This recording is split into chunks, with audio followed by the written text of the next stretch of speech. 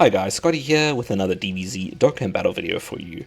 In this video, we're going to be looking at how I think you should be building the new Teq Wrathful Broly. So I've had some time to play around with him and taken him through his paces, gone through some short, long content, and I think this is probably the best way to build him. We're going to talk about his build, we're going to talk about his equips and his exclusive equips as well. So let's jump right into it.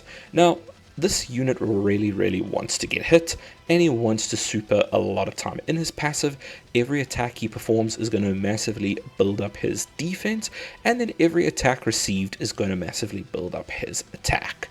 So you don't want to be dodging anything, because that is going to slow down his attack buildup, and you really want to be doing as many attacks as possible, because that is going to then quickly build up his defense, which you need to get there. So how I think you should be building him is just dumping everything into additional. Now, there's one or two caveats to that. Obviously, if you have the unit at 55%, you're not really going to get much choice, and it's going to come down purely to equips. Now, on the screen there, you can see I'm scrolling down. There is an event currently running to get the exclusive equips for Broly, and you need to do them as soon as possible, because once these go away, there's no guarantee that they're going to be offering them again. It does seem to be a time limited thing, sorry, and it might be that these go away and we just don't get them again. So they're very simple missions. It's just like take a Teq type character into a battle, take an AGL type. So you'll probably get these done without even knowing, and you're going to have all these character exclusive equips sitting.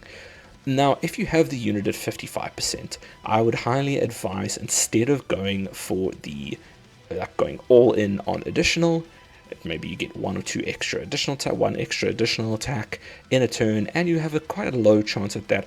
I would really recommend going for the base defense. He's got a plus 800 defense for his bronze equip, and then he has got another character equip that is going to give him only +2 to his additional, which is not really great. I think it's a 4% chance extra to super, but it'll give him an additional 400 defense as well. 1200 defense is pretty much equivalent to another dupe in the unit if you go bottom right. So it's like having the defense of a dupe Broly.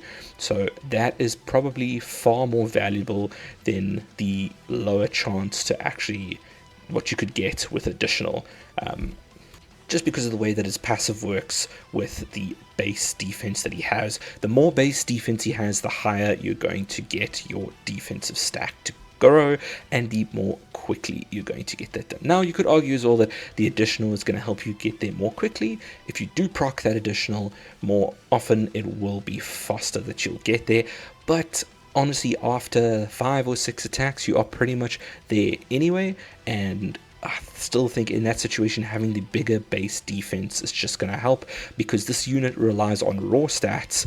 There's no damage reduction past his third turn. He's going to have 70% on his entrance, and then he is going to have 30% for the remainder of the 3 turns, and then he's going to have no damage reduction. So hopefully by then you've hit everything and you've gotten all your super attacks that you need to build up your defense so that he can actually survive with just guard and defense.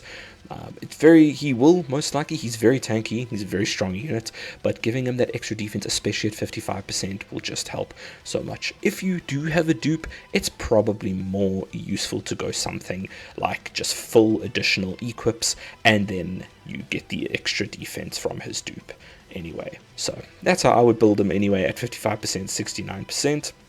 Now,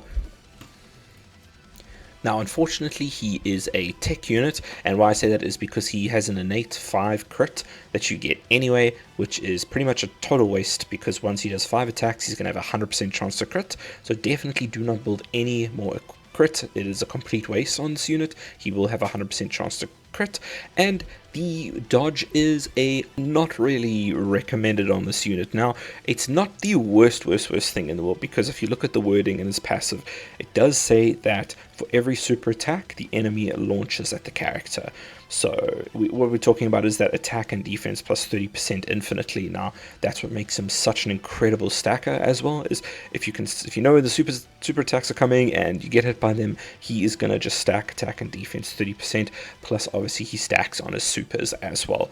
So that you really do want him to get hit by those supers, but again, the wording, it's every super attack the enemy launches at the character, so they don't actually have to hit. So you could build dodge and you wouldn't be screwing up that part of the passive. You would just be slowing down the for every attack received, because that doesn't have any wording for every attack received or evaded, which it would have. So you will be slowing his attack down, which if you're doing something like, if you're building this unit for festival or battles or something like that, you don't care, because you know it's going to take you 3-4 hours anyway, and you're going to hit that so quickly. So if you do want this to be a festival of battles, it might actually be worth going for the dodge.